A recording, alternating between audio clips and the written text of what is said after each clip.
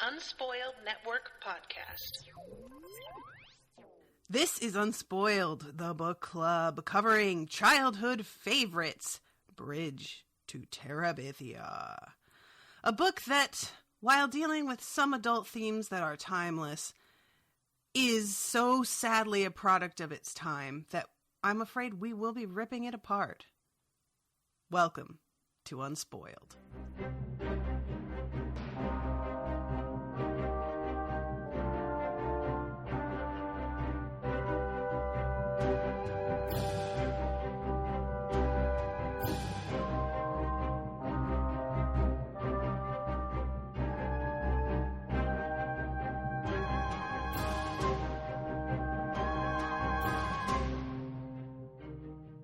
Welcome to the show, everybody. I am Natasha.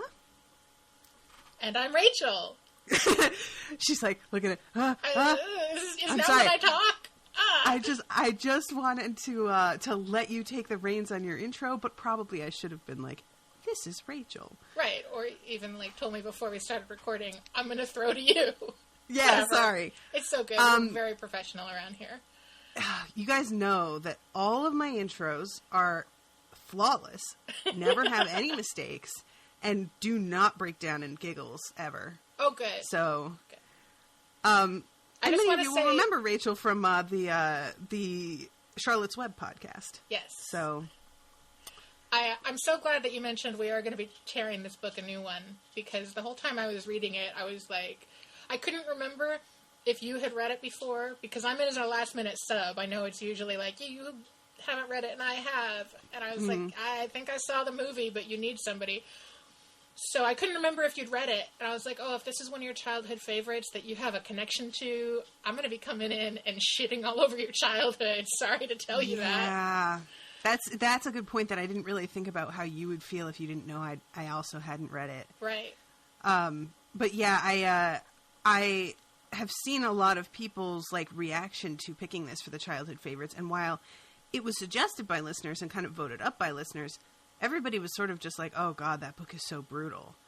And so I came into it like knowing that something terrible probably happens, but I also expected a certain amount of like, I guess I expected the author, like for me to feel like the author had earned it a little bit more by the time things happened. Right. And so the way that this book winds up going is really unfortunate, because it distracted a lot from what I think is everyone's memory of this book. So this book, early on, was put on a lot of banned book lists.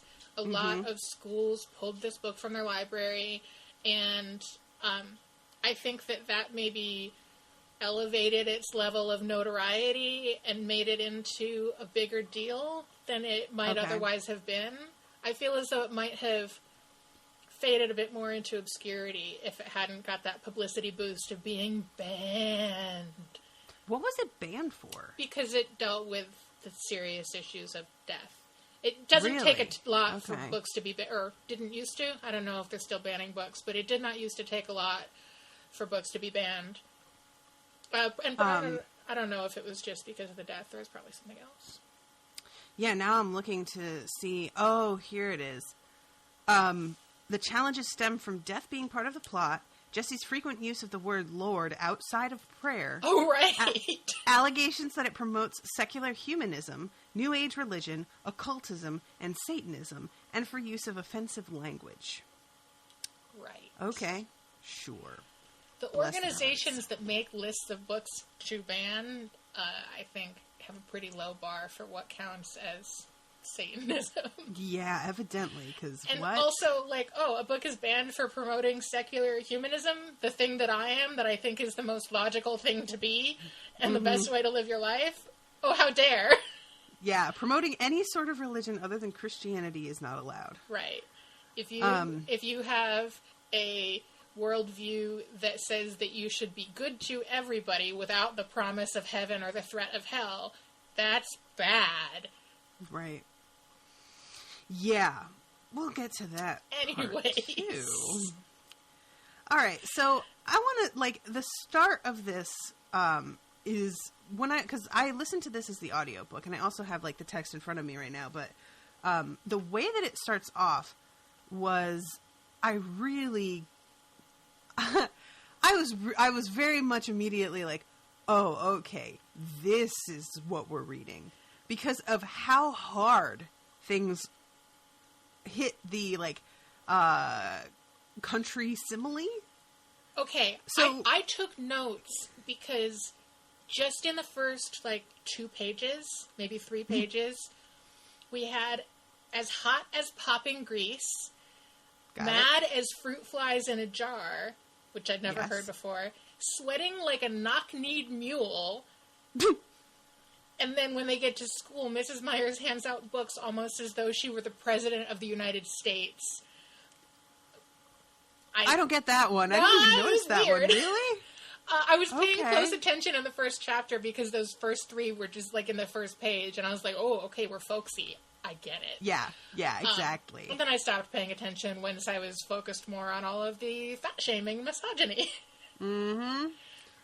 So, yeah, the story starts off with following a character, a kid named Jesse, who is the only boy in a family full of girls. And he is the first thing we learn about him is that he wants to be the fastest kid in his class, and that they will always run races at recess. That he never really cared about it until he like kind of accidentally won one year. And after winning that one time and then losing again ever after, he decided that winning was the thing and that he would do that forever because it felt so good. And so he gets up in the morning to practice, and then he'll come back to the house and he has to do like a million chores while his good-for-nothing sisters just do whatever. Yes. And he gets yelled at constantly by his mother for some reason. He's got the youngest sister who's just the baby, and she's no fun because she cries at everything. The next young sister, Maybelle, who is... You know, you've got to have one woman in the family who's, I guess, not a bitch, and she looks up to him and idolizes him. Mm-hmm. And then the 2 older sisters, who are bitches be shopping. They're like, Mom, Dad said that you'd give us money so we could go shopping with our friends. Great. That's cool. These are amazing. That's really close characters. To what they sound like in the audiobook, what you just did. That's not that far off, actually. Oh, good. And yeah, that was really what I was struck by first, is like how, and don't get me wrong, to a degree there is a lot of realism to the idea that there's oftentimes in a big family one person who just feels like they aren't part of anything and they don't connect with anybody.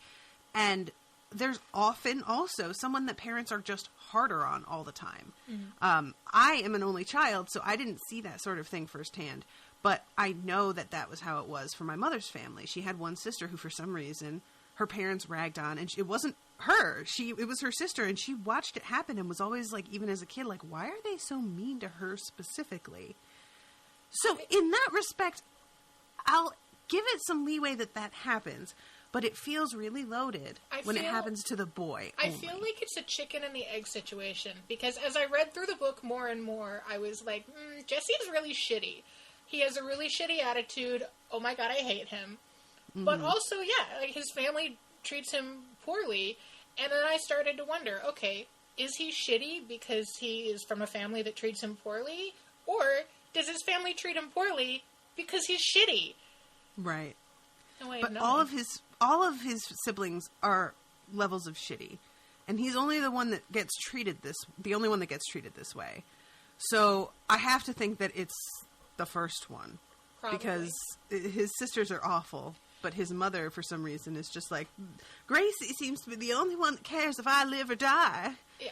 The family has a lot of toxic masculinity in it. Mm-hmm. So I'm sure he didn't have a chance to bond with his mother because boys they're not supposed to have emotions. You know, we find out that he likes to draw, and that when his dad had found out, he was like, fuck no boy of mine is gonna do stupid art, blah blah. And you know, he doesn't get to ever like hug his dad, or he's clearly isolated from any sort of genuine human emotion. And that sucks for him, and I'd feel sorrier for him if he wasn't such an asshole. Well, because you hear all this stuff really early on. Him thinking about how his sisters can run up to his dad and hug him, and he can't do that. And he says to himself, well, I'm too old for it, but then thinks, it seems as if I have been too old for it since I was a baby. Yeah. And that's a really, touching moment in terms of the, pinioning of toxic masculinity and the way that we don't allow boys to connect with people. But, like you said, it's immediately subsumed by all of this other garbage that he does buy into. And so, while I thought that the way the story started off with a real focus on all of this, that she was going to kind of be lampooning toxic masculinity and having him, she really just supports it through all of these little plot points and comments. And it's really ugly. And there's I want to let everybody know that I am aware that this book was written in 77? 77. I looked it up because the book makes a reference to Free to Be You and Me, which was an album that I had as a kid. And I'm like, wait, when was this book written that was maybe a reference people would get? Because I think nowadays nobody probably knows what that is. And Free to Be You and Me came out in 72 or 73, and then this book was 77. So I understand that times they are a-changin', and that this book is a product of somebody who grew up in the 70s with a lot of really toxic ideas that are being perpetuated, but that does not mean that we cannot talk about that shit and point it out. Because here's another thing that baffled me, not baffled, but stuck out. This book, it has a dedication at the beginning. The author wrote it for her son, who, by the way, her son's middle name is Lord. So, what the fuck, lady? Is it? Yep. For my son, David Lord Patterson, but after he read it, he asked me to put Lisa's name on this page as well, and so I do, for David Patterson and Lisa Hill. So after I had read all the way through the book, and honestly, by the time I got to the end of the book, I was flipping back to reassure myself that it was a woman who wrote this, and Googling to make sure it wasn't a pen name, because again, she treats all of the female characters so dreadfully. Yeah. So I went to Wikipedia to see if I could figure out what that dedication was about. And the author, Catherine Patterson, her son, David, had a friend who was struck by lightning and died. Yeah. So she wrote this book for him, which is very touching, except that also she wrote a book for her son that tears apart every female character, except for the one who is not like other girls, TM. Right. So I felt really bad for her son. Yeah, that lightning thing, honestly, life just is a fuck, isn't it? Yeah. What? Because I read that and I was just it's like Thor himself just smited his friend. All right, yeah, sure, I guess that's shit that happens in the world. Just, it's so insane to me, Just insane and sudden, and you're all excited to go talk to your friend about your day, like happens in this book, but nope, they died. Something happened in an instant, and they died. And that is tragic, and it definitely happens. And, alright, so let's talk about his new friend, Leslie. Yes. Leslie is not like other girls. Yeah, to the degree that when he first meets her, he's like, is that a girl? Because she's got really short hair, and she wears pants to school, which you're not supposed to do. And there is a certain amount of the author being like, look, this is a backwoods fucking area where the rest of the world would be fine with her wearing pants, and nobody would care. But they have not caught up to what's acceptable literally everywhere else. And so it's a big problem that she doesn't wear pants and that her teacher doesn't wear lipstick. But at the same time, you can't be like, everybody here is so behind the times, and then have her be the sole character that ever does anything, quote, boyish and breaking the rules and right, there are no other tomboys in this school full of farm students that does strike me as a bit odd. So he meets her, and the first thing that happens is that she ruins racing for everybody because she's really fucking fast, and she wants to join in the foot races that the girls are not supposed to be participating in at all. And she goes down there and whoops their asses. Like, she's ahead of him by like 3 feet, Yes. it turns out. And continues to beat him until everybody, like, it's several days in a row, until it's sort of a mutually understood, like, yeah, I guess this is over. Right. It's all the boys it's just no don't want to fun play anymore. And the thing is that, Yeah. like, Jesse's plan moving into the school year was, I want to win these races every single day and be the fastest kid in the, whatever, 4th grade, 5th grade. Mm-hmm. And he somehow thought that that would be fun to win every single day. But then when she wins every single day, everybody's like, it's just no fun when, like, the same person always wins. Ugh, I guess we'll just stop. Yeah. But if he had been the one winning every single day, Yup. also maybe would not have been so fun. Like, yeah, it wouldn't, if I were participating in some contest after the 5th time that the same person won, I'd be like, I'm out, thanks. Mm-hmm. Yeah. Yeah, hard agree. But the fact that she's a And girl. so initially this sort of like makes him dislike her, but then He dislikes it her even turns before around that. kind of abruptly. Initially, when they first meet, she's like, cool, someone my age, let's be friends. And for absolutely no reason at all, he's pushing her away. He doesn't want to be friends with her. She's coming up and wanting to talk to him, and he's trying to, like, give her the cold shoulder. Like, he dislikes her even before she wins the race. It was That's one true. of the reasons I didn't like him. Yeah, and I think it's because of the fact that she is tomboyish looking, and he just doesn't know what to make of her, and he's like, no, I don't think so. What even are you? Yeah. So they wind up, like, becoming friends finally, because he's realizing that he doesn't, like, fit in with a lot of the kids either, and there's a couple of different moments where she gets embarrassed in front of the class having to say that she doesn't have a TV, which everybody has, even though they're dirt poor, and she, it turns out, comes from money, and her parents gave up, like, their high-powered, like, corporate lives to come to the country and try and reassess their values. So they got rid of a TV. Very 1970s liberal, hippie, like, her parents are both authors, and it's not ever mentioned in the book at all that she has any religion or doesn't, but she's 100% unfamiliar with church and Christianity, and their last name is Burke, and I feel as though they could easily be Jewish. Okay. I'm not, like, I was talking to you before this about the Flophouse and character getting really angry at something that turns out to be, like, a sort of anti-Semitic twist in a movie, Pottersville. And I won't talk about what the twist is, but there's, like, something that he zeroed in on because he is Jewish and noticed it, and it's startling to me how often I miss anti-Semitism because, one, I don't recognize Jewish last names at all, and two, I'm so much more attuned to, like, sexism and racism and everything that I don't know a lot of the, like, dog whistles for anti-Semitism either. Mm-hmm.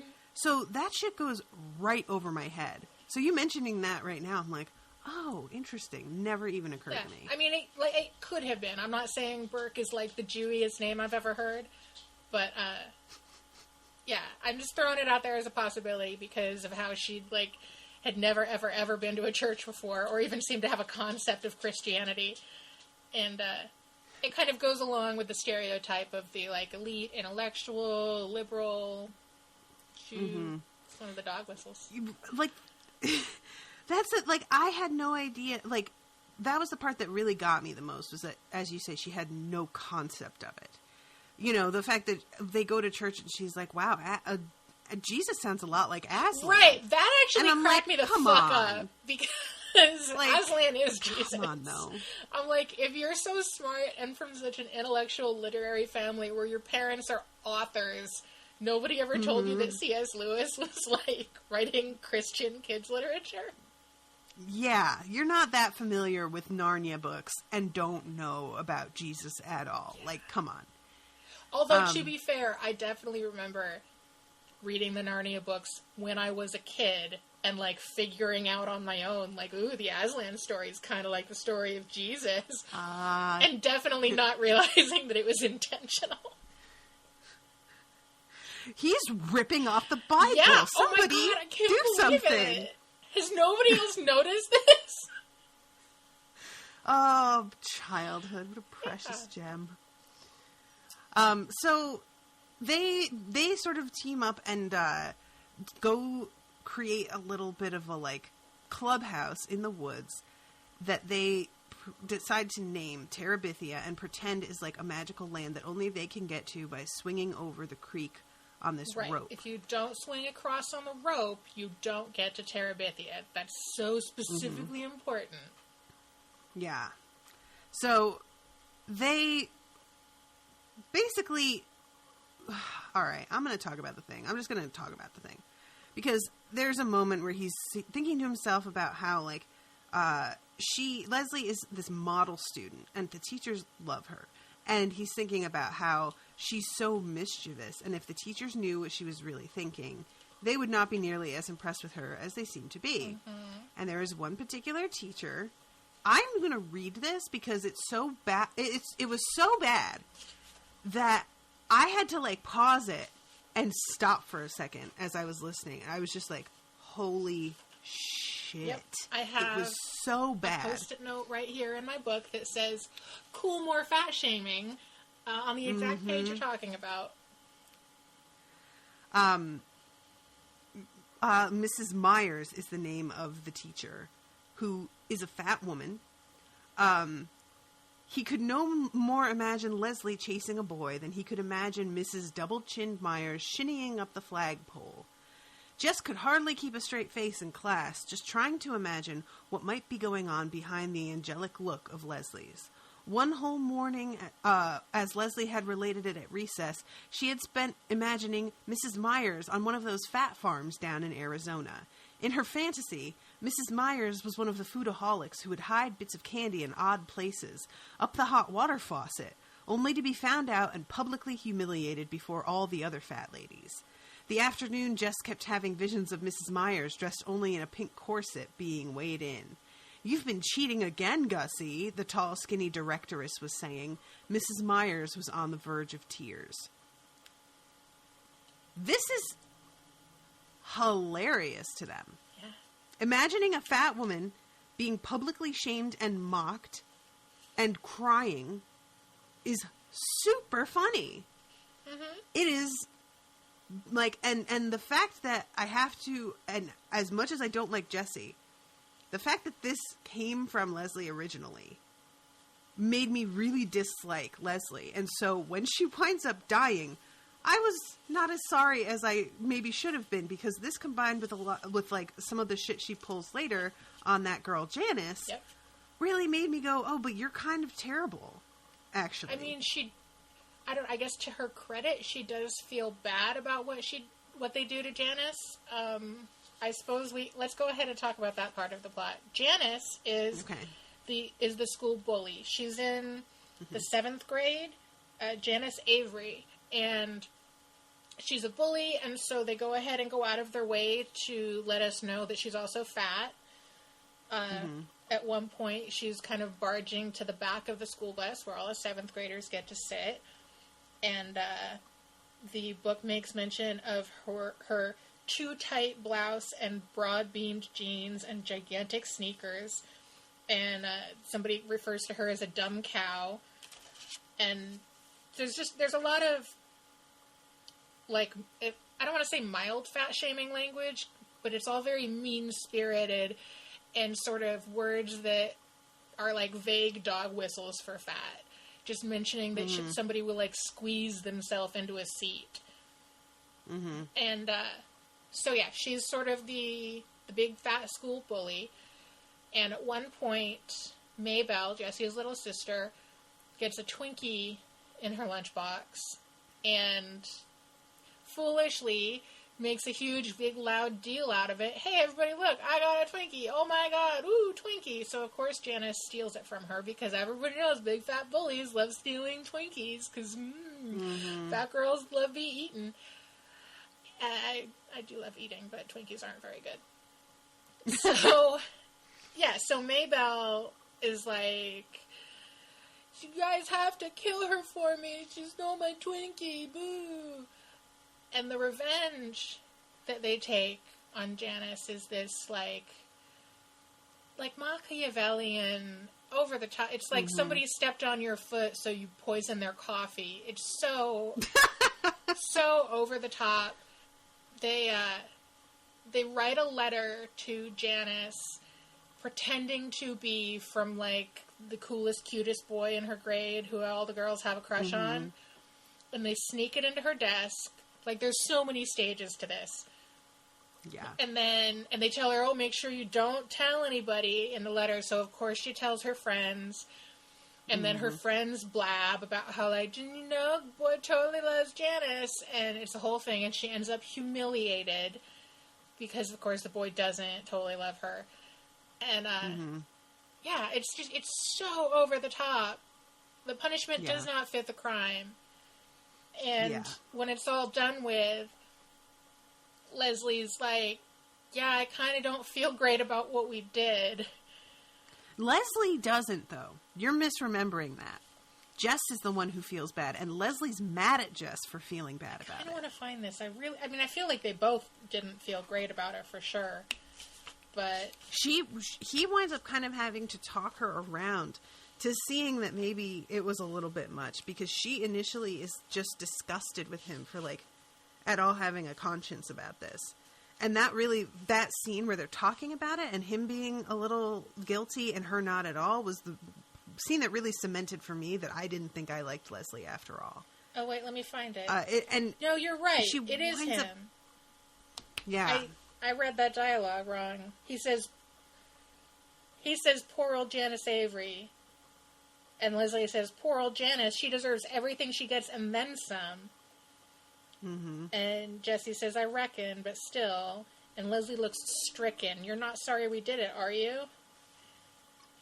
And in the end, he grins and says, maybe I got this thing for Janice like you got this thing for killer whales. Like having sympathy for a predator. Which, also, way to get that whale remark in there. Because she's fat, did you know? Yeah, he makes some comment to her about having to go to Weight Watchers, like, early on as well.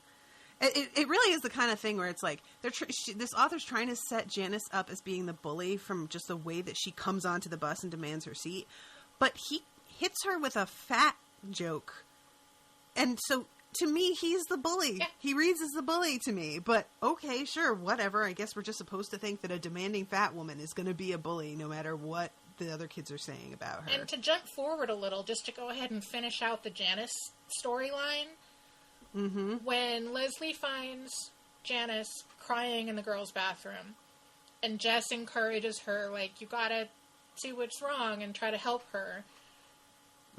And so Leslie finds out, and what the deal is, she says Janice's dad hits her, and Jess is like, so? And that, I don't know if it's like a 70s thing or a rural thing, but just the blaseness, like, whatever. So many dads hit their kids, it's super no big deal, really struck me, like, to my core. There was not even any spanking in my house growing up, as there should not be in any house even now. And just like, whatever, everybody gets hit by their dad, right? And Leslie says, no, like, he beats her up, like, if the cops knew, he'd go to jail.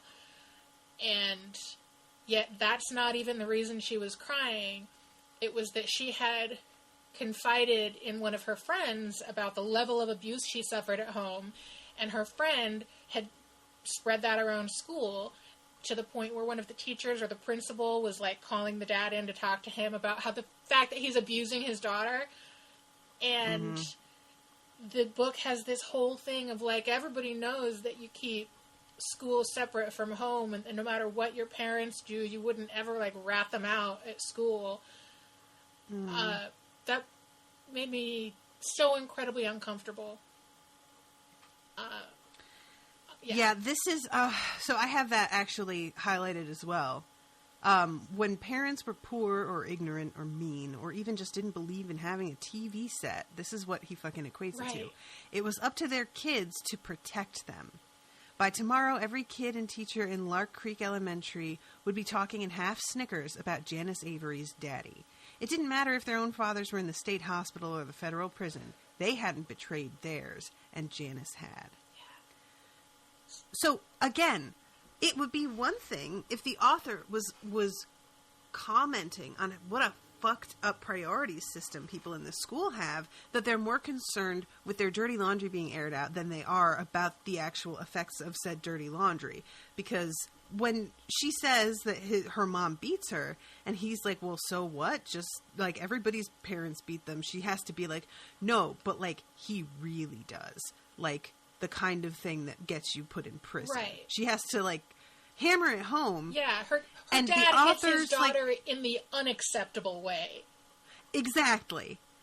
And the fact that it's treated as a given that you are supposed to protect your parents when your parents are clearly not fucking protecting your ass if they're beating you. Yeah.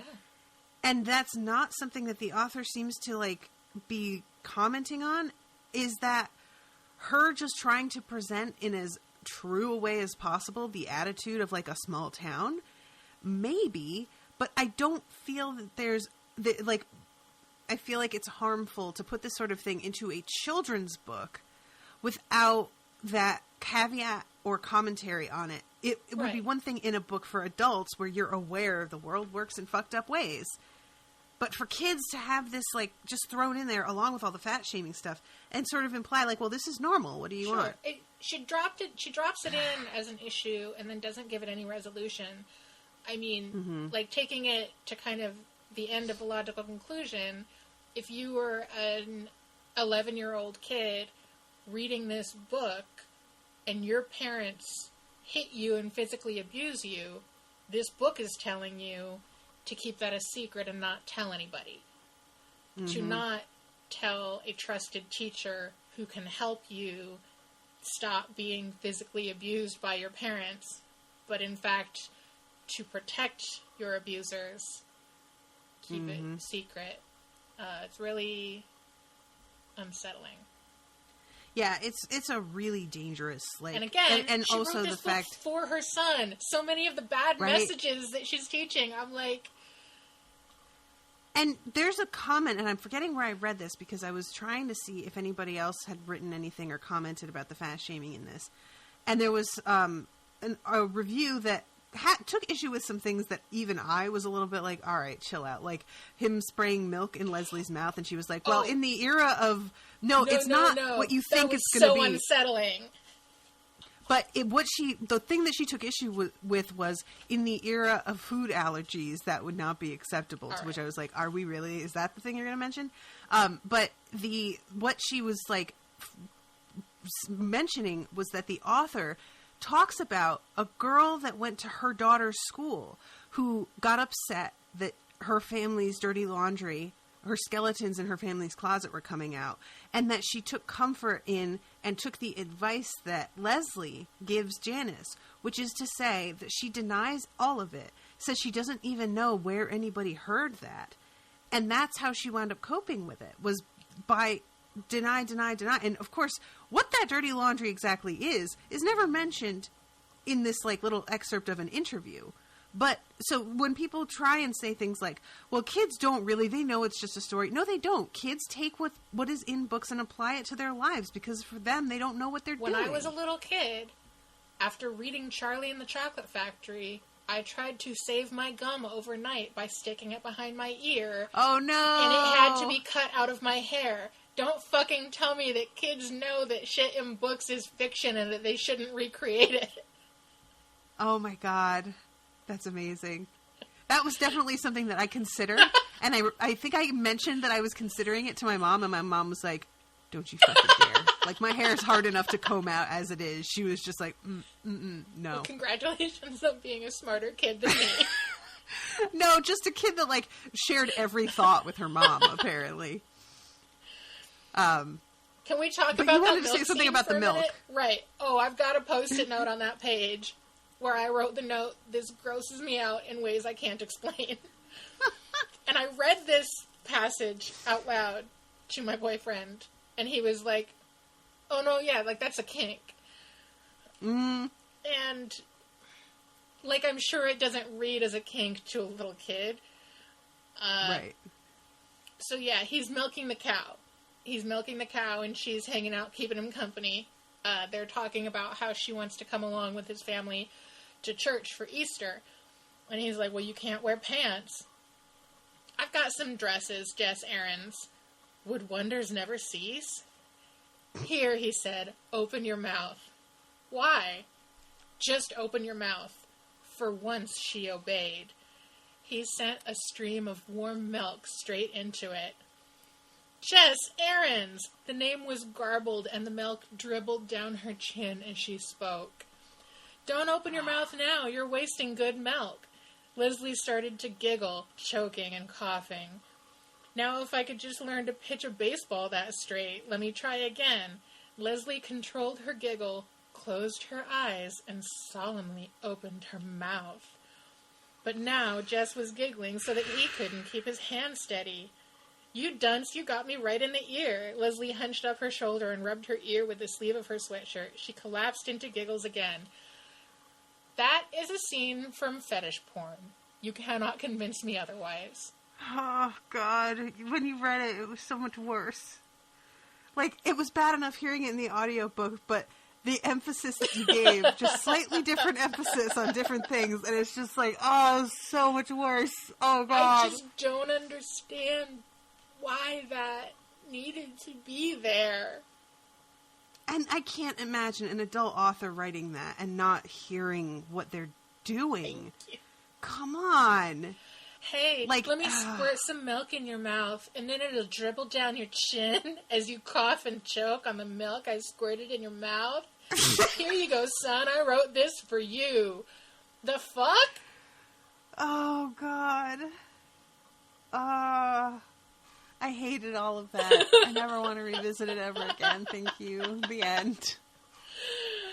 Anyways. I think that I was so busy when you read the first time that he squirts the milk into her mouth. I was so busy going, oh, God, that I missed that he does it again. And she's like, closes her eyes and opens her mouth. Oh, man. Also, I love the will wonders never cease. Like, she was born in pants and you're not, like, she's a cartoon character that can't. It gets me when he first tells her to open her mouth and for once she obeyed. Like, ooh, she's so feisty, but she's finally been brought to heel.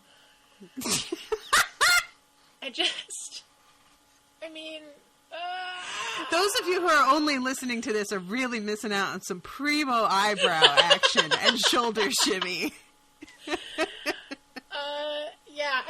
No, when you listen to... If I had listened to this as an audiobook, I could see that maybe that scene would have passed by without my wanting to, like, rewind and go, what? Mm-hmm. But when you're reading it, and you have time to linger over each line... It's an entirely different experience. Oh, God. I'm really uncomfortable. Okay, let's move on. When you see in print the words and the milk dribbled down her chin as she spoke. Rachel? Yes. Stop. No. You picked I'm the gonna book. get my squirt bottle. Oh. Oh no! Why did I do that? I just fell right into my own trap. I'm the worst. I didn't even think of it. Wait, I forgot to close my eyes. Oh, God. This is where people really need to be, like, subscribing to the video version of this podcast. Yeah, there's some faces, guys. They really are. So, alright, so yeah, that scene is fucking awkward and creepy. And there's a lot of, like, little things in this book that are the sort of creepy that I'm like, why is this here? There's that. There's a moment where he's, like, staring at his sister and thinking how she's, like, the ugliest kid ever, but he's thinking of it with, like, affection. And then, Rachel's signaling to me. And then she says, I'm going to tell Mama that you're looking at me like that. To which I'm like, excuse? This is a 6-year-old girl what exactly does she know about this, and why is she reacting this way? Kind of thing. Right. What was that, and why was it in the book? That was a real moment for me of just like, why is this here? I know that they're supposed to like have this relationship where they're joking around, but like joking around about, incest, like that's not a joke. Alternate version of that scene, if I were to write it, the little girl has a shirt on, because the way it was written, it implied that she was maybe just in her undies, which for like a 5-year-old girl, 6-year-old girl, that's like fine. Mm-hmm. If I were to write it, I would have also put a shirt on her, and he could have just looked at her and thought, I sure do love that ugly kid. End of scene. Yep. Yeah, because when she's like, I'm going to tell Mama that you keep looking at me like that, he responds with like, well, how could I help it with a pretty girl like you? Right. And I'm like, no. Like, it tries to turn it into a joke, and I'm just like, if you can't joke like this, guys, I'm sorry, I'm uptight about incest and abuse. Yeah. Call me crazy, and just maybe Here's my post-it note from that page. It just says, what? It does, guys. Yeah. And then the other one that is creepy is what like winds up culminating in the like death of his friend, because it starts off as a perfect day, and this is the teacher that takes him off on a road trip for the day. Are you talking about the grown woman who takes an 11-year-old boy on a date? And doesn't actually try to speak to his parents about it at all? Takes his word for it that he asked permission to go? Yep. Which, like, okay, maybe was the 70s that different? Was that something that was, like, allowed? So, I do feel like we need to just, like, rewind a minute and mention how in love with this teacher Jessie is. Mm-hmm. So, what's her name? Miss Edmonds is the music teacher. Mm-hmm. And in this, country, rural, farm-type school, Miss Edmonds is the only one who's, like, really clearly got a soul and is creative, and she really appreciates the drawings that Jess does. He shows her the drawings, and she's like, ooh, good drawing. And they clearly have a special connection, and he's super duper in love with her. And unlike the big fat teacher, she's, like, really skinny and has, like, pretty long hair and, is one of 2 female characters in the whole book that are painted in even, like, a halfway positive light. Mm-hmm. And she, like, sings hippie songs with them in music class. I mentioned before how the book mentions Free to Be You and Me. Is that an album that you're familiar with?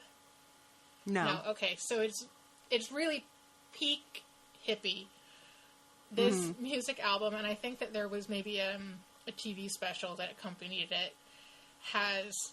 It's got songs like, there's a song called It's Alright to Cry, lyrics that go like, it's alright to cry, crying lets the sad out of you.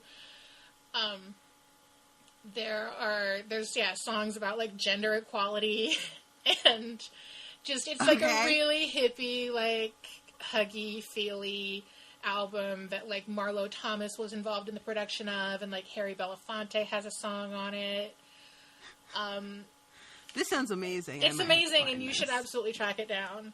But the fact that the music teacher like includes a song from that in music class, for me, who knows the album, I was just like, got it. That was the best shorthand for you to tell me who she is as a character. I understand it. So very hippie and artistic, and he's again 100% in love with her. Yeah. Yeah, there's like like you could say it would be really easy when we say he's in love with her to think that it's like this timid sort of like, oh, she's the only one who understands me and that's really all it is. But no, there's like, him thinking, God, she was gorgeous. Like there's actual moments. So it's definitely got a sexual bent to it. It's not just like the admiration of a kid that's transmuting into this vague crush. It's most definitely also based on her appearance. So this teacher calls his house and asks for him, the child. She doesn't even call and, like, ask to speak to the parents and be like, can I take Jessie on a weekend field trip or something?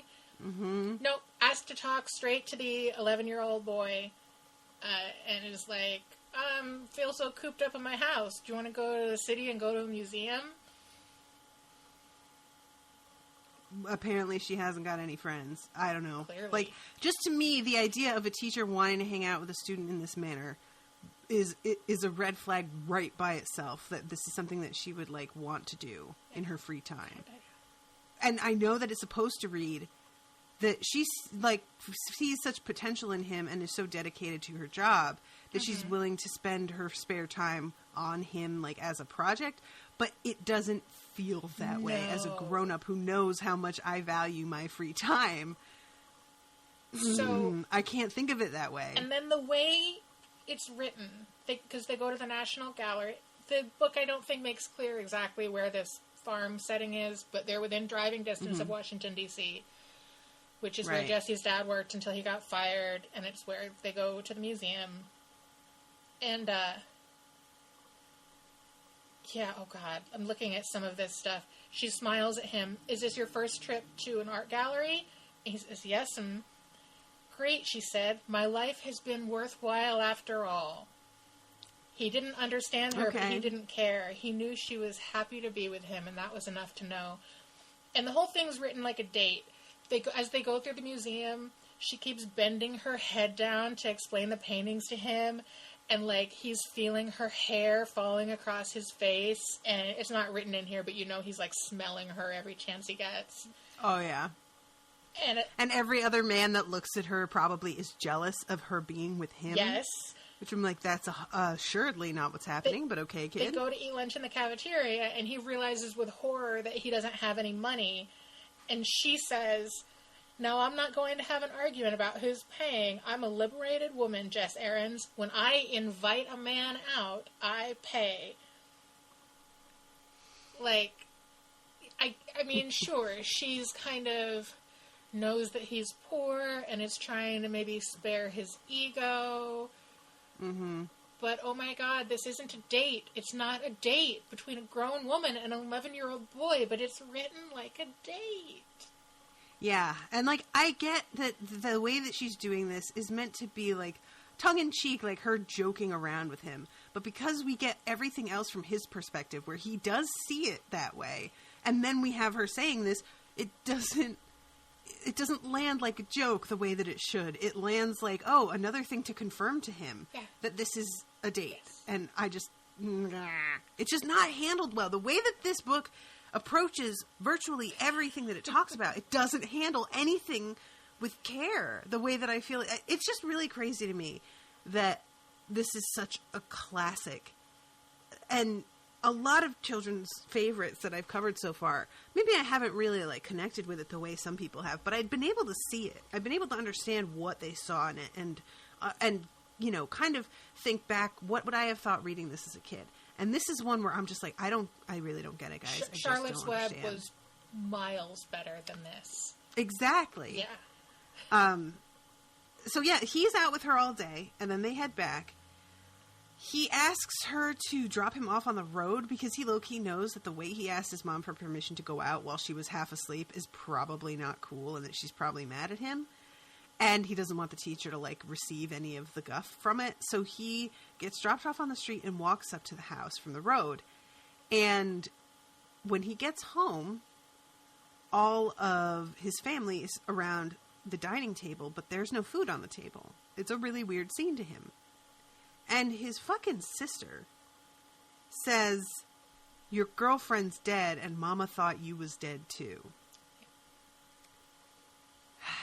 Which, like, Jesus Christ. Oh, okay, we're just going to do it that way. Which I'm not blaming the author for this exactly. She's doing what's kind of within character for that sister. Yeah, but the author created the character.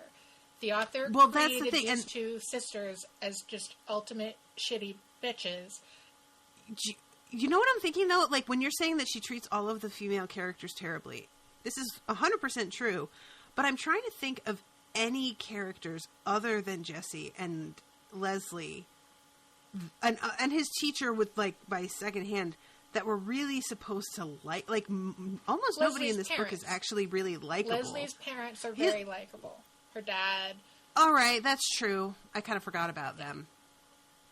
Because even when things start off, we have Jesse like correcting his sister's grammar in his head. So like this part where she's like, "Mama thought you was dead too," is sort of, because he tries to speak properly all the time. But no, I suppose somebody could look at this and look at the way that his sisters behave from this point forward and how horrifically insensitive they are about the fact that they have a sibling whose friend died, and might say like, oh yeah, but like kids are so wrapped up in their own heads and selfish, and like kids just don't know how to deal with death, so this is like realistic. But so he's like 11, so his older sisters are probably maybe 13, 14, 15. When I was maybe like 14, and my older brother was 15 or 16, he had a friend die in a car accident.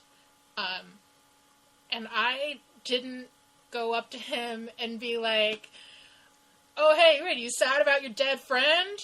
Like, I was aware that that's not how you fucking behave. Yeah, there's a lot of, in media in general, of like kids' really bad behavior being put down to the fact that they're kids. And I'm just like, I know, like, don't get me wrong, I was not a perfect child and I caused trouble and I did some shit. But there was some shit that I just fucking knew better. Yeah. And I don't understand that we're supposed to believe all these kids don't know any better. Yeah. I remember, like, waking up in the morning and being like, whoa, it's Jacob's problem. And I don't remember if it was my brother or our dad who, like, showed me that, because it was, like, a bunch of teens out driving too fast, ran into a tree, and so it made a little blurb in the local newspaper. And I remember them, like, showing me the paper and me understanding, like, oh, that's why he's acting weird.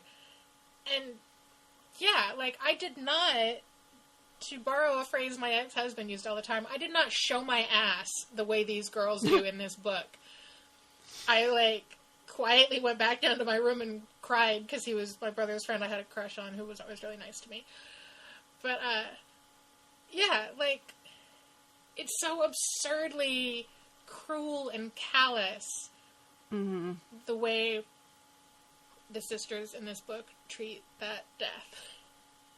It's kind of funny, too, that you say that, because they're criticizing him at one point because they think that he's being absurdly callous. Because what happens is that he, like, goes into denial and goes to bed and wakes up and acts as if this did not happen. Yeah.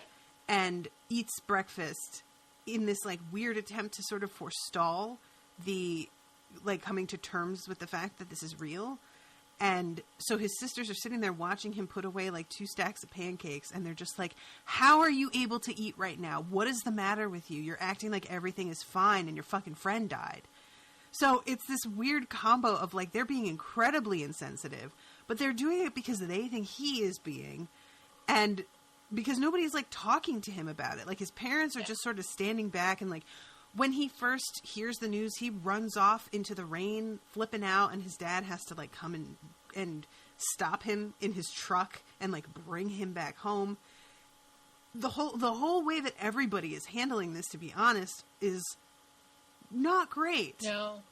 Let's talk about a chapter forward where Jess comes home from visiting, like, Leslie's family's house to pay respects, and he comes home and he's so upset that when his 6-year-old sister Maybelle comes up and is like, hey, what's up? He hits her in the face as hard as he possibly can. She does not say, hey, what's up? Well, no, whatever. She says, so did you see her body laid out? Sure. To be honest, I would do that also. And it's not warranted and it's unfair. But when he reacted that way, I was kind of like, no, that's fair, though. They talk about various sort of religions and culture. There are so many different traditions of death.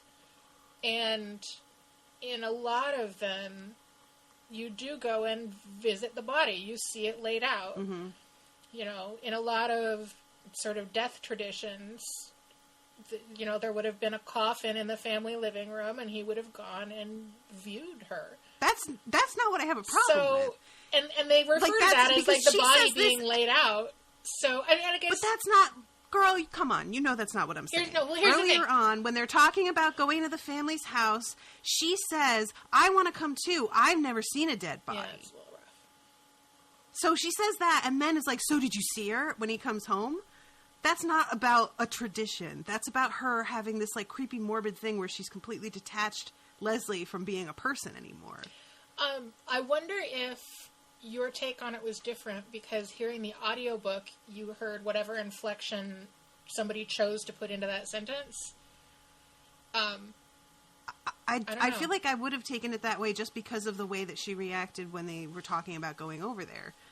That there was obviously, like, this morbid fascination. Or maybe I just already had read enough of Jesse being an asshole in most of the book, and Jesse's constantly hitting his younger sister, like, oh, Maybelle, he whacked her on the head with this, he hit her, he threw her jeans at her, and they hit her. Like, he hits Maybelle a lot in kind of, like, funny sibling, like, whacks. Right. So, I didn't like. I wasn't fond of the way his brotherly relationship with her already involved hitting her. So I wasn't particularly keen on him thinking that it's okay to just, like, lay back and slug her with all of his might. It's fine to be upset, but if being upset means that you get violent, then you shouldn't be around I'm not other saying human that, like, beings. it's okay. I'm saying that I 100% understand that reaction. Like, this is somebody that he had previously been able to sort of count on as at least, like, being the friendly one that he could relate to in his family out of everyone, even though not even really, but she was an ally out of everybody that he didn't get along with. And so for her to sort of be dehumanizing his best friend in this way, the minute that he gets back from the funeral, I really understand his lashing out. That's one part that, like, of course I had a problem with it in principle, and he later is thinking to himself that just apologizing isn't enough, that he has to make it up to her in some way, because he really is fucked up over the fact that he did that. But that was one part that felt really human to me. Like, a little kid not really understanding the significance of this to him, and having a fascination that's inappropriate and expressing it inappropriately to the wrong person, and that person who has been up till now in complete denial really lashing out because that's the first moment that they've gotten like they've been able to feel an emotion without being in front of a bunch of adults, and so he has been like pent up and doesn't know what to do with it. Sure. That felt like really true and to he me. Grew up in this house full of toxic masculinity where, you know, he wasn't allowed to express emotions, and his dad didn't, you know, give him anything. I guess I get that. It's not that I don't understand it. I think I just didn't cut him as much slack as you did, because I already don't like him. And I have my own personal issues. People who can't control their temper to the point where they think they need to hit something. I'm like, just fucking settle down, dude. And I said earlier, like, there's not really many likable people besides Jess and Leslie, but, like, I already said that I didn't really like Leslie that much, so I think that was part of the problem for me in this book as well. And I didn't like Jess. I'm like, no. Yeah, like, I like Jess a little better purely because of the fact that he starts to feel bad about Janice first. That was, like, a major part for me of the fact, like, okay, he seems to have more empathy than she does, but I didn't really love him. So there was nobody to root for or be. I didn't really like anybody in this story. Yeah. There's moments where I felt like, is there anybody who isn't complete trash in this entire town other than his one teacher that he likes? Because everybody on the playground, all of the other kids just seem like god awful. There's nobody that's even sort of like middle ground. Like, you know, well, they didn't pick on me. We weren't close, but we just sort of, like, dealt with each other. It's either people who are going, like, even the thing with Janice and her father, he's talking about how kids are going to be walking around snickering about her dad. And, you know, in my school, if we found out that somebody was getting beaten by their parent, laughing at the kid getting beaten would not have been our instinct. Absolutely not. No. So that, I think, it has been the problem for me throughout this entire book, is that nobody's reacting to things in a way that feels relatable to me. And everybody, like, right down to his mother, who finally chills out on how hard she is on him when his friend dies, but doesn't actually like approach him about it or try to comfort him in any way. And the only moment that we see anything like a good adult response is his father, like, watching him throw all of his paints and brushes and papers into the creek and screaming because these are gifts that she gave him. And his father, like, grabs him and holds him while he, like, cries and says something like, "It's hell, isn't it?" Which he appreciates in that it's a very adult way to react. And he feels like it's the way his father would say something like this to a fellow man. Yeah.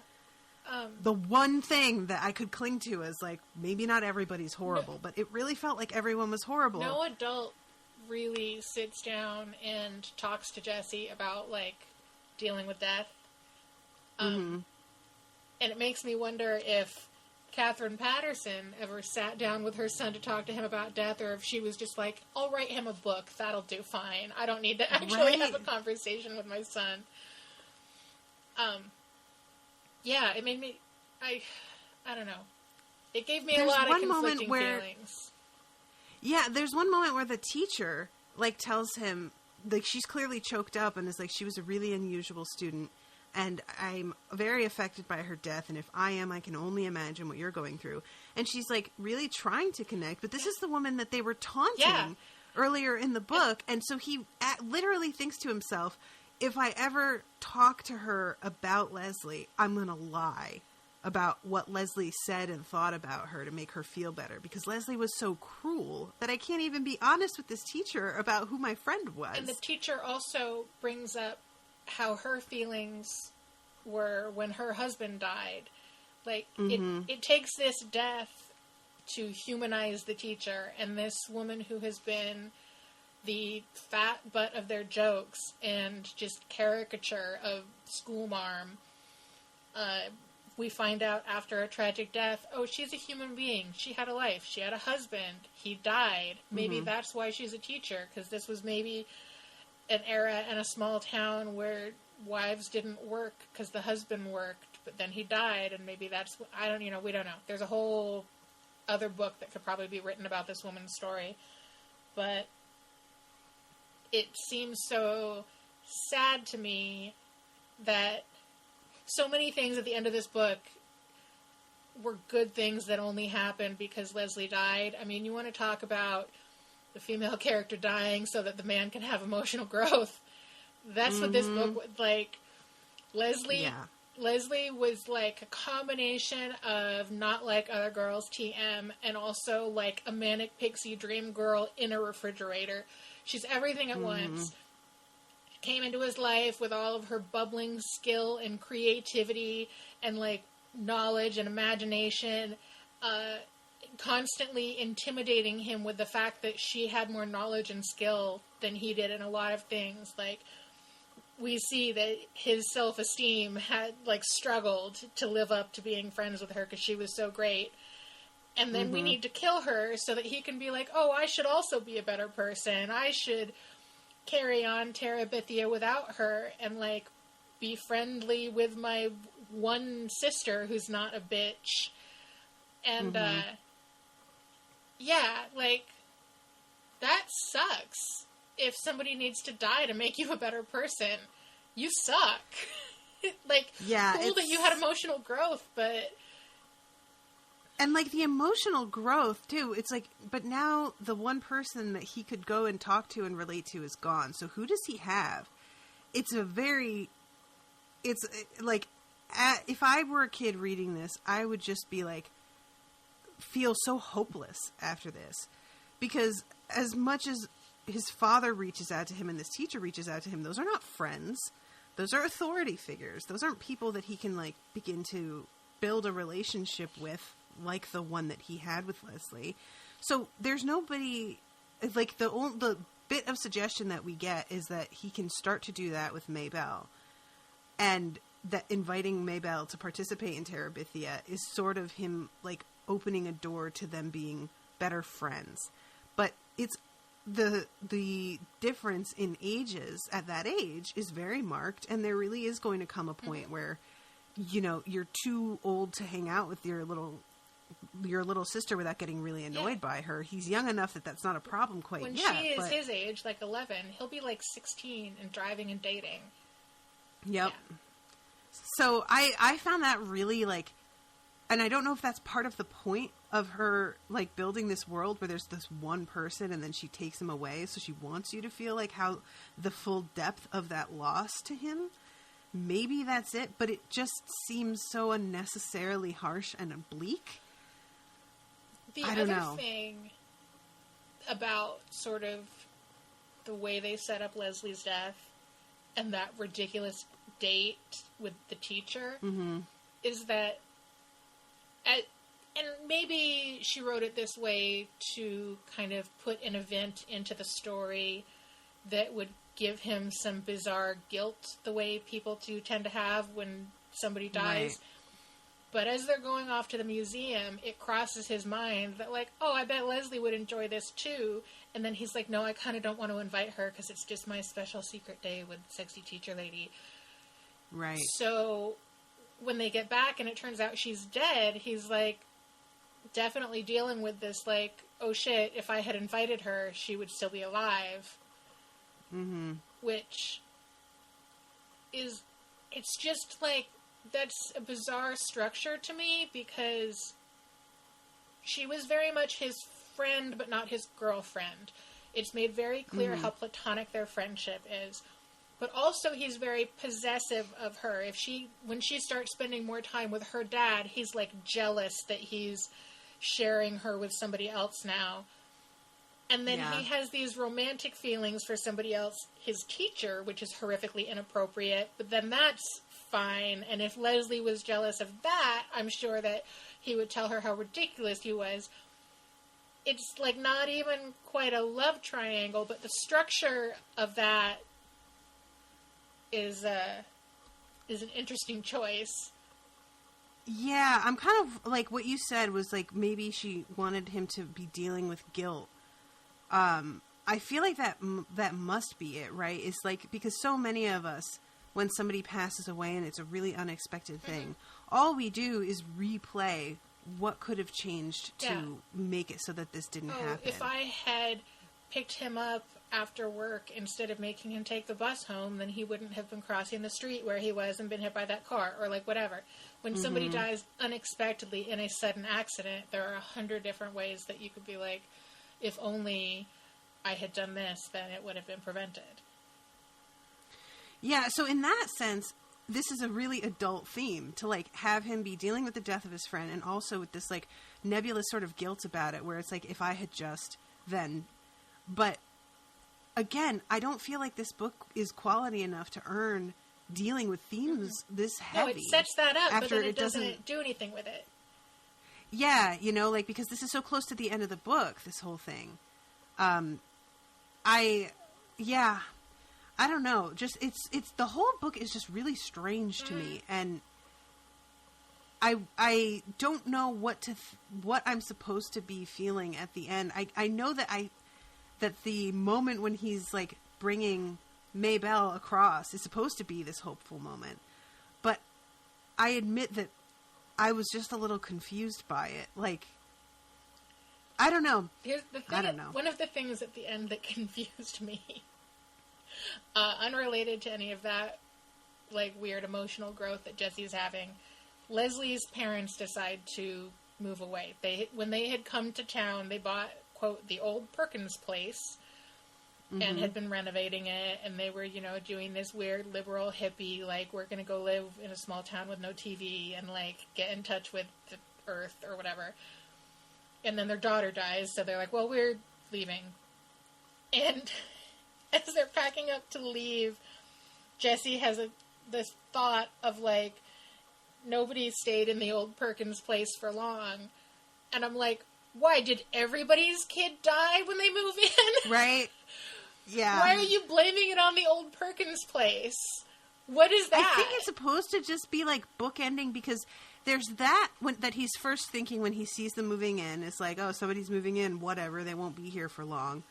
And also at the beginning, he's thinking, I want to be the fastest kid in the 5th grade. So at the end, he's again thinking, nobody stays here long, and now I am the fastest kid in the 5th grade. Yeah. But, you know, he at goes what through price? a really interesting kind of short emotional journey of thinking, like, ooh, when I go to school, I'm going to be getting a bunch of attention now because everyone's going to know that, like, I'm the one who was friends with the girl that died. And, which I feel like is maybe something that somebody would think who hadn't had a friend die. Like, some other kid in class, fucking Joe Farm, who is also in Jesse's class, would maybe be like, I wish I had a friend die, then people would pay attention to me.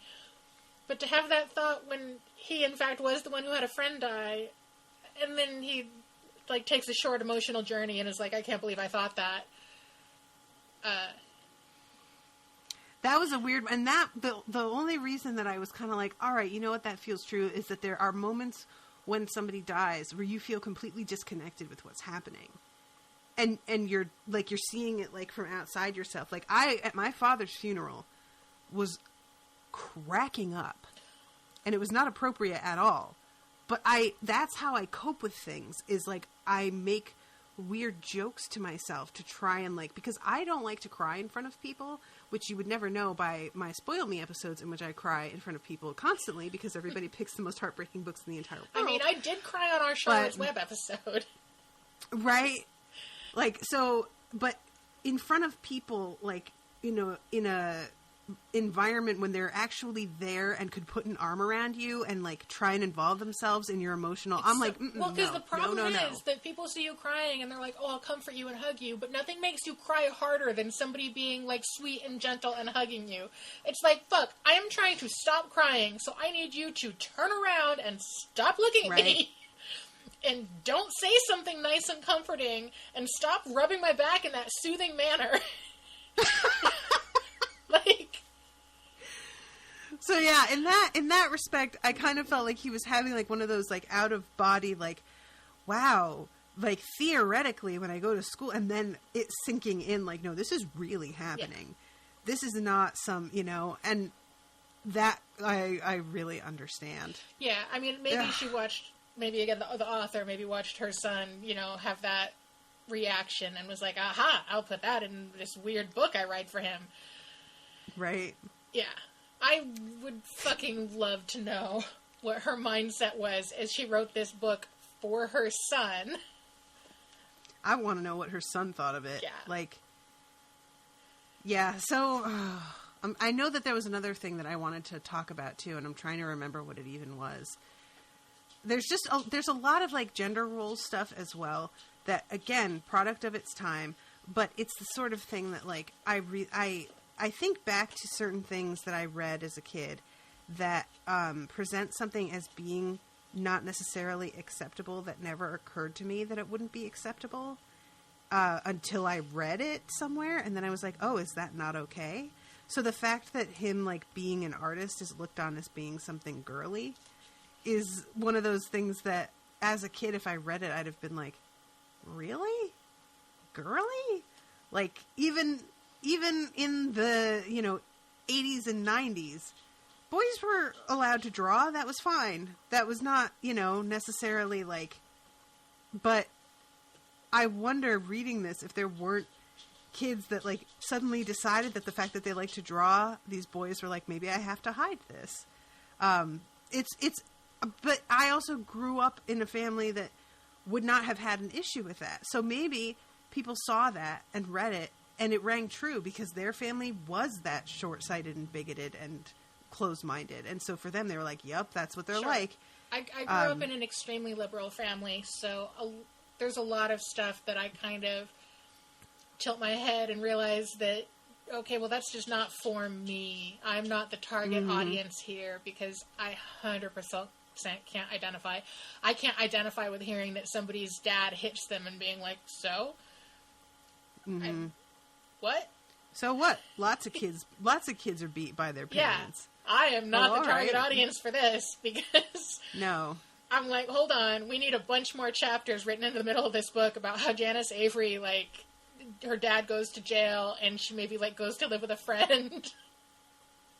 And, like, you know, to a point, if again, with dealing with the Janice thing, where she doesn't want people to know that she, like, quote, betrayed her family, if the author addressed the fact that her father would beat her worse for letting out this story, and that she's afraid of retribution from her dad, Right. that would be something that I could understand, as much as that's unfortunate. But no, it's retribution from the other kids who are cruel to her because of what her father does, which is, I don't understand. And I really wonder if the author's school was like this. Like, did she grow up in a rural, poor area and experience this sort of thing, and that's where she's getting all of it? According to Wikipedia, she grew up in Japan. That's as much as I know. Oh, okay. Huh. I don't understand. I don't either. I'm like, people listening, like, did you guys have this sort of experience? I'm going to be interested to hear if anybody, like, relates to this. Honestly, because that's just... I wonder, and I'm just now having this thought, maybe the author also, like, had no idea how shit is in, like, a small farm community, and this is, like, a well-written caricature. This is, like, she's, like, wearing farm face. Oh, God. And, like, leaning into the stereotype of, like, oh, sure. It's a rural farm community, so Jesse definitely has to milk the cow, like, 4 times a day, and everybody's dad hits them. Isn't that how it goes in farm communities? That's, like, now that you say where she's from, and, like, I mean, not that there aren't farms in Japan, but, like, you know, she's talking about a very specific type of community. That's really surprising and interesting. I don't know what to think now about the way that she approached this. And if they, like, when she moved to the United States at some point, did she live in a community like this when she was here and just really see it from an outside perspective and thus, like, use that in her... Wow, that's really... I know. It makes me want to call her unexpected. Up and be like, what the hell? Like, yeah, when she moved to America, like, wherever she was living when her son had the friend die... Was there, like, another kid at that school that, like, word got back to her that, like, this kid's dad beats her, and her thought was, like, I can't believe she ratted her dad out. I'm gonna put this in my book. Like, we don't know. Right? God, that's crazy. Well, I'm all of the theories that I was about to, like, spill out are just shot to hell. Yeah, I mean, so I don't know. Because I went to Wikipedia just to find out about the dedication to her son, and, like, I was at work, so I couldn't quite go down, like, the full rabbit hole, like, all the links that were popping up of, like, interviews with her. I was like, I don't actually have time to watch, like, half an hour of, like, deeper and deeper videos of interviews with this author, but maybe I will now. I don't know. And I do want to mention really quickly, we should be wrapping this up soon, that the fat shaming thing is so present in so many kids' like childhood favorites, and I 100% expect to be running into this as I revisit a lot of these books. It is present in a way that it is not in adult books, because adult books just don't have fat characters almost ever a lot of the time. Like, or fat people are just left out. Adult books will be, I think, more likely to have a fat, jolly character. An adult book is much more likely to have, like, the fat best friend who's always eating fucking cinnamon rolls and cheering you up or whatever. But for some reason, this book went ahead and made sure that every character it fat shamed was also a terrible human being. Like the way people like to fat shame Donald Trump. And I'm like, you know, there are a million things that you can make fun of him for that are not his weight. He is a terrible person. You don't need to point out that he is fat. And every character in this book was like his sisters, who were just like greedy and selfish and shallow and petty and horribly inconsiderate after the death of his friend. You don't need to also point out that, like, they really have to squeeze into the cab of the truck because of their size of their ass. You don't need to point out that the bully who steals Twinkies from a 6-year-old is also fat. But... Yeah, and we, like, when I mentioned on Facebook about feeling, like, really gross about that, somebody mentioned, it was, Jessica DeRoy mentioned, do you remember that book, Nothing's Fair, in 5th grade? It gives me shivers when I remember it. I read it so many times. And she says this, and I'm like, that sounds really familiar. And when I looked it up, it was a book that I read several times as a kid, all about a fat girl losing weight and gaining friends because she lost weight. And I think, like, even one of my, like, most beloved authors, who unfortunately turned out to be, is he anti-Semitic? Roald Dahl? Roald Dahl was a huge misogynist, and I think also had some anti-Semitism in there as well. Cool. He hated kids. For all of the children's books that he wrote, if you read between the lines, like, he didn't actually like kids. Yeah, and that, like, all, like, the characters in that there's a lot of spitefulness there. Yeah, have you read the Twits? And oh my god, there's y'all. So, and yeah, fat characters and that, like, it really is, even in fucking Harry Potter, you know, we talked about it at length actually in one episode, in the deal with the Dursleys and the shorthand for Dudley being fat. Yep.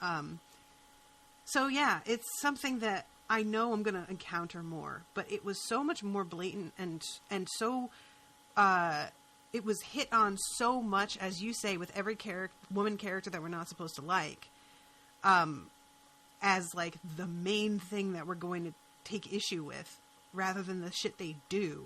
We're going to make fun of what they look like. It's just really, really gross and unfortunate, again, that a woman wrote this and was perpetuating this. Yeah, was aiming it at her son. Hey, little kid, make sure that you always scrutinize women's bodies and equate that to their value as human beings. That's my lesson to you as a mother. And if you want to humiliate one, pretend that she's worthy of love and then rip it away from her. Because she stole a Twinkie. Yeah, yeah, because fat girls love Twinkies. Listen, bitches love Twinkies. And I'm not... Twinkies are only good if you roast them over a campfire. I've never done that. It's actually, like... You evil genius. It kind of gives them, like, a, caramelized sugar, kind of crunchy outside, warms up the filling. Really good. They're gross otherwise, I bet they're frankly. pretty good deep fried. Have you ever had them deep fried? I've not ever had a deep fried Twinkie. I've had a lot of deep fried stuff. That I could see, like, working for me. Like, it's basically would be a donut, but with, like, a real fluffy filling instead of, like, the heavy custard filling. All right, you know what? I'm going to stop playing into fat lady stereotypes, but listen, they're stereotypes for a bit of a reason for me, in my case. I don't think it's... I mean, it is a fat lady stereotype, but, like, is the stereotype that skinny people hate donuts? Like, everybody loves donuts. It's true, though. Yeah. Hashtag everybody loves donuts. Let's really mislead people with what our focus is on this episode and use that as what we do. Somebody needs to mock up the logo from Everybody Loves Raymond, but replace Raymond with donuts. I love our weird culture that's beginning where everything is a reference to another thing that we've, like, altered to mean what we want it to mean right now. I find it to be really fun and helpful in a bizarre way. And also just referencing, like, you know, I was recording with somebody recently and she wanted to do, like, the yikes face. And because it was audio, she just said, Chrissy Teigen gif. And this is what we do now. Absolutely. We just say the gif name. Like, if I can't find the meme I'm looking for in my camera roll, I'll just comment, like, the meme with the thing. And people are like, yeah. Yep. I'll describe it and then write, like, .jpeg. Yes, .jpeg, .gif. Yeah. Or if you're trying to fuck with somebody, .exe. Rude. All right. So is there anything do you want to promo your show before we wrap this one up? My podcast Talk about where we can find you. On a bit of a hiatus, kind of through the holidays. Dawn and I kind of just too much life going on. We don't have it together to record, but we should be starting up again in January, which means that if you have not listened to my podcast, now's the time to start at episode 1 and, get caught up. So my podcast is called Beckett to the Future, and myself and my friend Dawn Geldenmeister are watching and reviewing episodes of Quantum Leap in chronological order of the leap dates that Sam the Time Traveler leaps to. So it's very jumbly. I love that so much. When we whatever, 2 years ago when we were like, we should do a Quantum Leap podcast. And I was like, ooh, but we gotta have a gimmick. We should do the episodes in the order of the leap date. And if I could time travel back to me then and be like, shush, shut your mouth. So it's hard to figure out what is when? It can be very difficult and confusing because also the show was not particularly good at creating like in-world continuity and rules of how the time travel works. So that makes different sense. Episodes, like the science works slightly differently. Oh, and God. then also it's extremely rare, but the one that's really tripping me up, they're in the 5th season. There's an episode, there's Trilogy Part 1, Trilogy Part 2, and Trilogy Part 3, and they each take place like 10 years apart, which means that we watched Trilogy Part 1 last year, Trilogy Part 2 just a couple months ago, and Trilogy Part 3 at the end of next year. I get you. It's a little rough. No, I get that. Yeah. We watched the series finale, like the 8th episode of our podcast. We're like, here's where it all ended. That's so great. I really like that. That's a real weird way to approach it. It's like I'm considering recovering Song of Ice and Fire, and people are like, maybe you should do it with like the chapters in the order that things happen instead of the order that they're. And we're thinking about it, just doing something different. Each like character arc at a time. Like go all the way through doing like all of the Rob chapters, and then go all the way through doing all of the like Arya chapters. Yeah, there's a lot of. I've seen a lot of different blogs that approach them in both of those ways. Yeah. So what I plan to do is just see which one I like reading the most and then copy them. Good plan. So whatever. Yeah. But yeah, that's a fun, and I never really thought about like the like 2-parters or 3-parters, but the changes in how the science works. Like I just started covering Doctor Who, and yes, I feel you. Well, yeah, and it's great because we've got some listeners who are like much deeper Quantum Leap fans than we're just like, this show's great and Scott Bakula is cute and we love it, and we've got some listeners that are like into the thing. So, there's the first time Sam leaps into a woman, which is in, like, season 1, Al, his hologram buddy, is, like, va-va-voom lusting all over him and has to, like, talk to the shrink about dealing with, like, processing the feelings of how he totally wants to, like, bone his friend in this hot lady body. But then, in other episodes that are after that we watched before that, it's made clear that Al sees Sam as Sam, not as the person he leapt into. So apparently one of the books that was written, because there are Quantum Leap novels, one of the books makes clear that after that first time that Sam was a woman and Al was all lusting after him, they tweaked the way the imaging chamber does something, so that he would see him as, okay. So I guess they stuck a Band-Aid on that plot hole in one of the books, but... oof. All right, guys, so yeah, check out Beckett to the Future, in short. Sorry if you love this book and we tore it apart, but I'm not sorry, and y'all should be used to me hating on shit by now, and loving things that you don't expect me to love, because that also happens weirdly. I kind of it's very unpredictable. To rewatch the movie, the movie that came out just a few years ago with like Josh Hutcherson as the kid, because I'm curious as to if this sort of modern movie Disney version of it contains as much of the shit that made the characters unlikable. Yeah. Yeah, I'm a little... And I know I watched that, like, kind of when it came out. I was like, oh, I'll watch that thing, but I don't remember any of it. And because when I watched it, I hadn't read the book, I wasn't, like, comparing it. I kind of want to watch the movie now and compare it to the book, because I can see that it would be a really good and, like, moving and important story if the characters were more likable, and if it wasn't full of misogyny and fat-shaming. So if they managed to, like, make the movie and take out all those negative elements, then, like, that'd be pretty cool. Then the only weird part is the teacher taking a little kid on a date. Yeah, still weird. No matter what you do with that one, I don't know.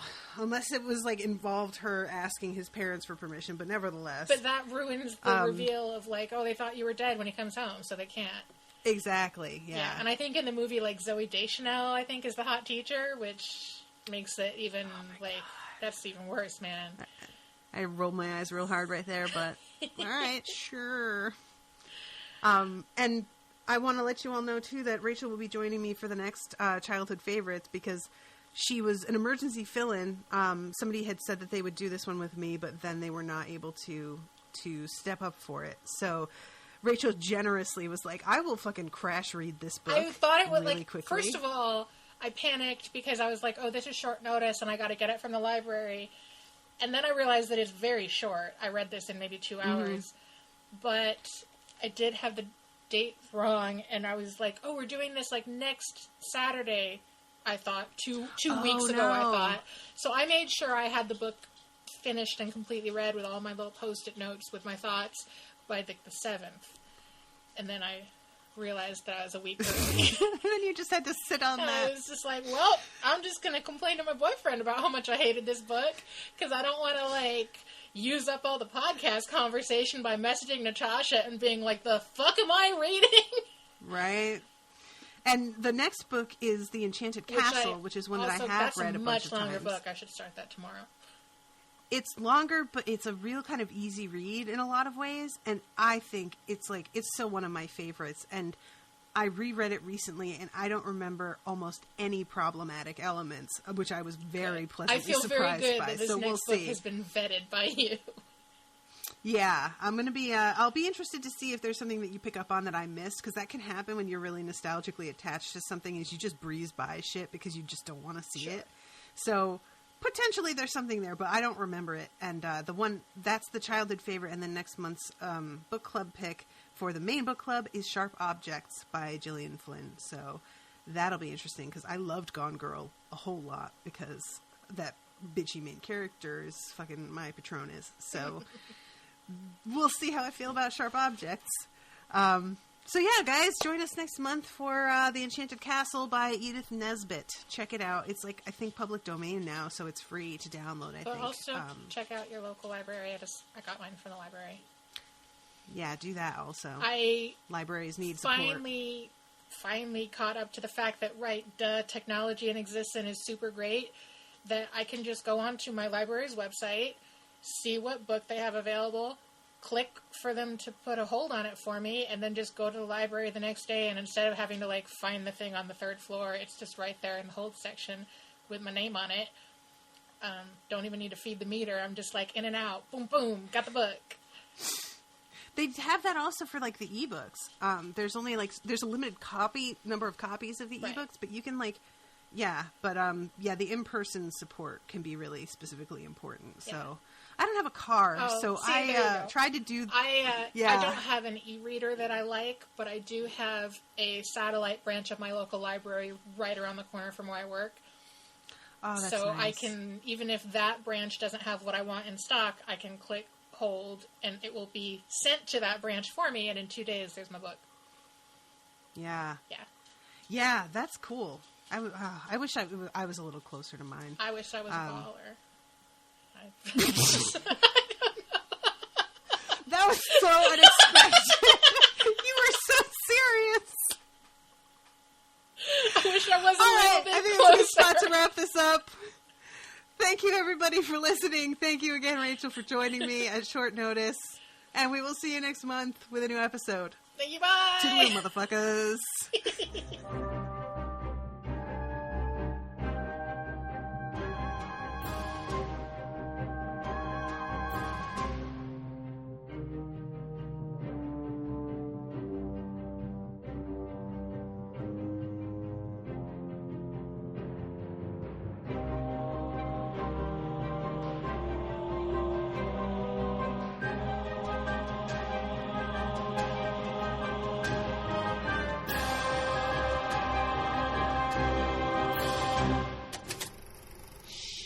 That was an Unspoiled Network podcast.